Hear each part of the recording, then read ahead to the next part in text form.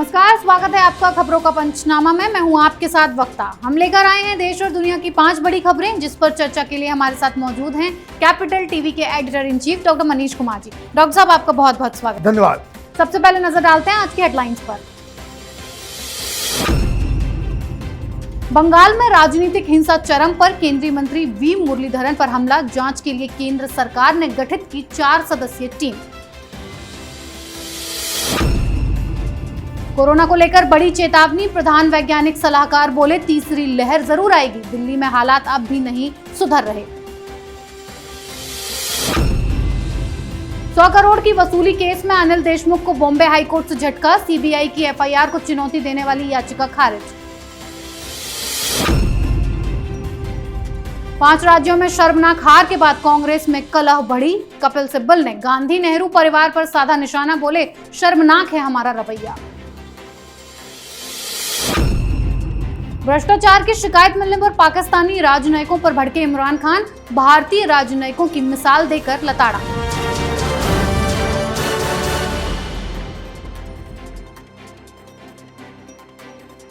पहली खबर बंगाल में राजनीतिक हिंसा की। चुनाव नतीजों के बाद से बंगाल में हिंसा खत्म होने के नाम पर नहीं दिख रही है। टीएमसी के गुंडे लगातार बीजेपी के कार्यकर्ताओं को निशाना बना रहे हैं। इस बार ममता के गुर्गों ने पश्चिम मिदनापुर में विदेश राज्य मंत्री वी मुरलीधरन की कार पर हमला कर दिया, लाठी डंडों के साथ साथ गाड़ी में तोड़फोड़ की। इस बीच बंगाल की ध्वस्त होती कानून व्यवस्था और हिंसा की घटनाओं पर केंद्र सरकार ने ममता सरकार से विस्तृत रिपोर्ट सौंपने को कहा है और अब गृह मंत्रालय ने इसकी जांच के लिए 4 सदस्यों की एक टीम को गठित कर दिया है। डॉक्टर साहब, क्या जनता ने वोट इसी दिन के लिए दिया था कि इतनी अराजकता हो और अब केंद्रीय मंत्री पर भी हमला हो रहा है? अब तो कहना पड़ेगा, क्योंकि जनता ने इसी चीज़ के लिए वोट दिया ममता बनर्जी को।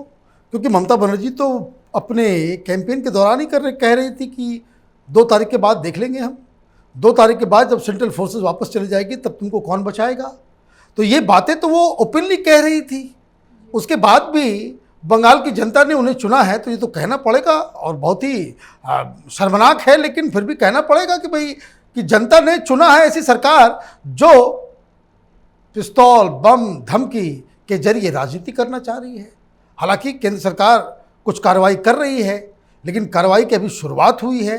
आप एक फैक्ट फाइंडिंग कमेटी आपने भेजा है, आपने वहाँ से रिपोर्ट मांगी है, लेकिन उससे क्या फ़ायदा। 1 लाख के आसपास बंगाल के हिंदू वो भाग चुके हैं, घर छोड़ करके असम में शेल्टर ले रहे हैं। वो ये इससे भी शर्मनाक कोई वाकया होगा। लेकिन आप देखिए किस तरीके से हिंदुस्तान का एक ये जो टुकड़े टुकड़े गैंग, ये जो वामपंथी, ये सबके मुंह पे दही जमी हुई है।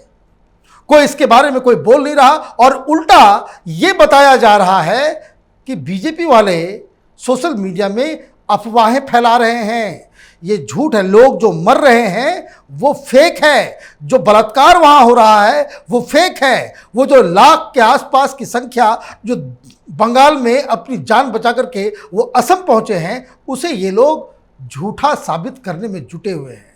तो एक बहुत ही शर्मनाक अध्याय बंगाल का शुरू हुआ है। मैं पहले से ही कह रहा हूँ कि पश्चिम बंगाल की जनता ने अंधकार युग को जो है अपनाया है। अब 5 साल तक भुगतने के लिए इन लोगों को तैयार रहना चाहिए। जी डॉक्टर साहब, अब बात कोरोना संकट की। देश में एक बार फिर कोरोना के रिकॉर्ड 4 लाख से ज्यादा नए केस सामने आए हैं, जबकि 24 घंटे में 3,982 मरीजों की मौत हो चुकी है। इस बीच देश के प्रधान वैज्ञानिक सलाहकार का दावा है कि कोरोना की तीसरी लहर भी आएगी और इसे रोक नहीं सकते हैं। इस बीच केजरीवाल सरकार ने ऑक्सीजन को लेकर ऑनलाइन अप्लाई करने की नई नौटंकी शुरू कर दी है। केजरीवाल के इस गेम को ऐसे भी समझ सकते हैं कि जब सुप्रीम कोर्ट में ऑक्सीजन पर चर्चा हो रही थी तो केंद्र सरकार ने कहा हम तो दिल्ली सरकार को ऑक्सीजन दे रहे हैं, अब उसे कैसे और कहां इस्तेमाल करना है ये तो केजरीवाल ही जानेंगे। डॉक्टर साहब, इसका मतलब तो यही है कि केजरीवाल से कुछ भी मैनेज नहीं हो पा रहा है। देखिए, केजरीवाल राजनीति के नेटवर्क लाल हैं। वो क्या कह रहे हैं, एक ही दिन में 2 जगह 2 बातें वो कहते हैं। सुप्रीम कोर्ट के अंदर सुनवाई हो रही है तो वहाँ कहते कि भाई हमें मिल नहीं रहा, और सुनवाई खत्म हो जाती है उसके बाद वो टेलीविज़न पे अवतरित होते हैं। और टेलीविज़न वाले तो जैसा मैं लगातार कहते आ रहा हूँ, इतना पैसा दे रखा है। इस देश में कितने सारे चीफ मिनिस्टर्स हैं, लेकिन किसी का लाइव नहीं चलता, लेकिन बाकायदा इनको पूरी तरीके से लाइव दिखाया जाता है और वहाँ वो प्रधानमंत्री मोदी को धन्यवाद करते हुए नजर आ रहे हैं।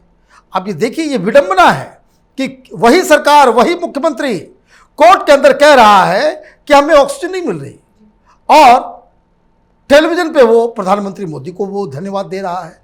तो ये एक अपने आप में एक बहुत बड़ा विरोधाभास है। हालांकि केंद्र सरकार ने साफ कह दिया है कि सिर्फ देश में दिल्ली ही नहीं है, दिल्ली को हम लोग सफिशिएंट दे रहे हैं और जितना हम दे रहे हैं उससे कम इस्तेमाल हो रहा है। वो सारा कहाँ जा रहा है ये कोई पता नहीं है।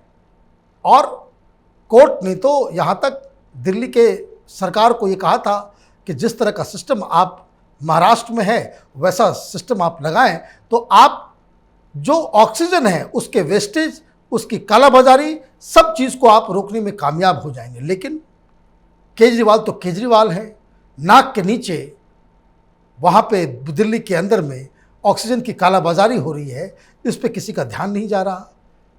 ऑक्सीजन पड़ा हुआ है, उसे कैसे अपने राज्य में लाया जाए इसकी कोई व्यवस्था नहीं है।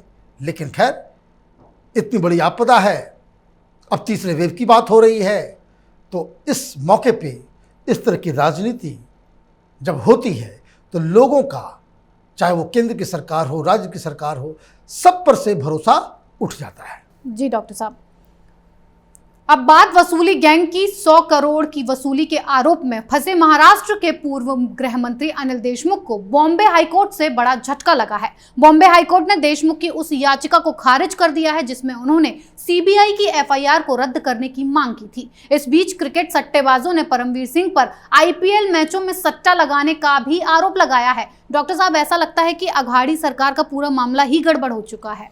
देखिए, वो किसी भी तरीके से कोई भी कानून मुझे हर उनका जो एक्शन हो रहा है वो सिर्फ इस बात के लिए है कि भाई किसी भी तरीके से ये जो सीबीआई की जांच चल रही है उसमें विघ्न डाला जाए, इसको रोका जाए। और अनिल देशमुख को कोर्ट ने ये कहा कि भाई आपने जो आरोप लगाए हैं तो आप तो सीबीआई के ऊपर आरोप लगा रहे, तो सीबीआई के जवाब के बगैर हम तो कोई फैसला दे नहीं सकते, इसलिए सीबीआई को 4 सप्ताह का वक्त दिया गया है। अब वहाँ से जवाब आएगा तब इसकी सुनवाई होगी। कोर्ट ने ये भी कहा कि अभी जो वेकेशन है, वेकेशन के बाद आप पे सुनवाई होगी। मतलब ये गिरफ्तारी की तलवार जो है बाकायदा लटक रही है। और देखिए कि कोर्ट से ये झटका लगा और दूसरी तरफ महाराष्ट्र की सरकार फिर से बॉम्बे हाईकोर्ट का दरवाज़ा खटखटा करके ये आरोप लगा रही है सीबीआई के ऊपर कि सीबीआई एक बिल्कुल ही अनऑथराइज्ड इलीगल इन्वेस्टिगेशन कर रही है। अब आगे इसकी कब सुनवाई होती है तब समझ में आएगा कि ये जो तरीका उद्धव ठाकरे सरकार ने अपनाया है कि सीबीआई को डिस्क्रेडिट कर दो, इस जांच को डिस्क्रेडिट कर दो, जबकि उन्हें अच्छी तरह से मालूम है कि सीबीआई किसी केंद्र सरकार के बुलावे पे नहीं आई है। कोई मोदी सरकार ने ये नहीं कहा कि भाई आप इन मामलों की जांच करें। ये सारा इन्वेस्टिगेशन जो हो रहा है वो हाईकोर्ट के आदेश पे हो रहा है और हाईकोर्ट के आदेश के ऊपर ही उद्धव ठाकरे सरकार आपत्ति जता रही है। तो ये अनोखी कहानी है। लेकिन एक बात बिल्कुल साफ है, ये जो घटनाएं हो रही हैं उससे एक ही संदेश सामने आ रहा है कि सीबीआई ने इन लोगों के सारे कच्चे चिट्ठे खोल चुकी है।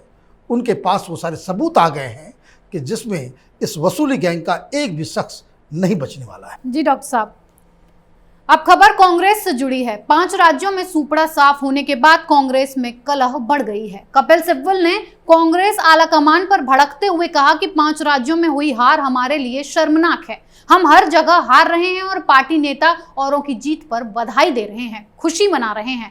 सिब्बल ने कांग्रेस पार्टी को नसीहत देते हुए कहा कि इस हार पर पार्टी को अपने अंदर झांकने की जरूरत है। कांग्रेस की लचर व्यवस्था ही है जो केंद्र शासित प्रदेश पुडुचेरी भी उसके हाथ से निकल गया। डॉक्टर साहब, कांग्रेस की मूल समस्या क्या है, कहां से शुरू होती है, इसे विस्तार से बताइए। देखिए, इसकी मूल समस्या तो राहुल गांधी है। ये बेगानी शादी में अब्दुल्ला दीवाना। भाई, आपके पास 5 राज्यों में चुनाव लड़ने के लिए था, आपके पास 3, सिर्फ बंगाल अगर आप छोड़ दें, कि तुम रियलिस्टिकली मैं बता रहा हूं, आपको पौंडीचेरी में आपको जीतना था, आप वहां पे जीत सकते थे। डीएमके की वजह से आपकी स्थिति, आप कह सकते कि भाई आपके अलायंस की जीत हुई है। केरल के अंदर तो इनको जीतना ही जीतना था क्योंकि वहां का इतिहास रहा है। इस तरीके से कभी कोई सरकार रिपीट नहीं होती है। ये 4 दशक के बाद इस तरह का कोई रिजल्ट आया कि जहां जो एग्जिस्टिंग गवर्नमेंट है वो फिर से गवर्नमेंट में आ जाए। वहां भी आप हार गए। असम के अंदर आपको चैलेंज करना था। अब आप देखिए, पिछली बार पहली बार असम में बीजेपी की सरकार बनी, तब कई सारी पॉलिटिकल पार्टी जो अलग अलग लड़ रही थी। अगर सिर्फ अंक गणित को देखा जाए तो आपने सब कुछ अलायंस वगैरह तो सब ठीक ठाक किया, और सिर्फ वोटों की सिर्फ अर्थमेटिक पे आपको वहां पे सरकार बना लेनी थी। लेकिन सिर्फ गठबंधन बना देने से, मुद्दे को उठा देने से आप चुनाव नहीं जीत सकते। उसके लिए मेहनत करनी पड़ती है, संगठन को मजबूत करना होता है, आपको लोकल लीडर को बाकायदा थोड़ा सा ऑटोनॉमी देनी पड़ती है। लेकिन यहाँ तो ढाक के 3 पात राहुल गांधी के पास जो है वो फुर्सत ही नहीं है उल्टी पुल्टी ट्वीट करने से। ये ट्विटर के ऊपर राजनीति करना चाहते हैं, तो ट्विटर के ऊपर और फेसबुक के ऊपर राजनीति अगर कांग्रेस पार्टी करना चाहती है तब तो उन्हें बहुत मुबारकबाद। लेकिन आप जहाँ पे 3-3 राज्यों में कम से कम आपकी सरकार बननी थी, उस हार के बाद आप अपने ही अपोनेंट को, अब आप देखिए बंगाल में ममता बनर्जी जीत गई, आप बधाई संदेश दे रहे हैं पब्लिकली। एक होता है कि भाई शिष्टाचार अलग होता है, आप ट्विटर के जरिए आप इस तरह से नाच रहे हैं कि भाई बीजेपी हार गई।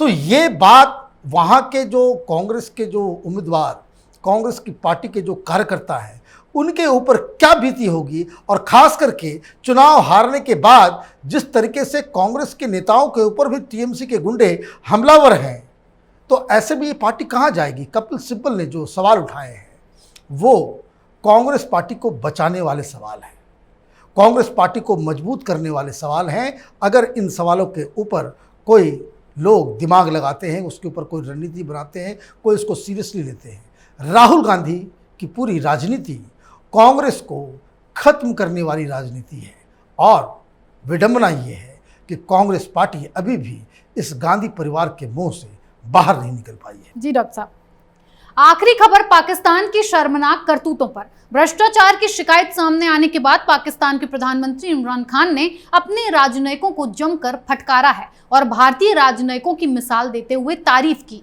इमरान ने भारतीय दूतावासों के स्टाफ को ज्यादा सक्रिय और बेहतर सेवा मुहैया कराने वाला बताया। दरअसल सऊदी अरब में तैनात पाकिस्तानी राजनयिक काम के बदले लोगों से पैसे वसूल रहे थे, जिसकी शिकायत मिलते ही इमरान खान भड़क उठे और अपने राजनयिकों को जमकर फटकार लगाई। डॉक्टर साहब, पाकिस्तान के हर कड़ में कूट कूट कर भ्रष्टाचारी भरा है।